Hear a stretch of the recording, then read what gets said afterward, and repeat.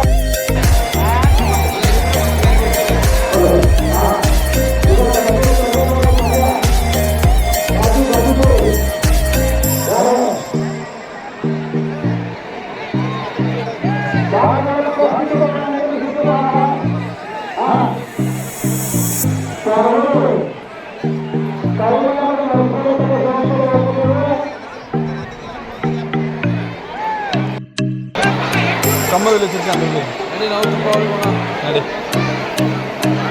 ತಿಳಗತ್ತು. ಎಲ್ಲ ತಂಗಿರೋ ಗಂಡು ಮಾಡ್ಬಿಡ್ರಿ. ಓ ಅಕ್ಕ ಎರಡು ಸಾರಿ ಹೇಳದ್ರಿ.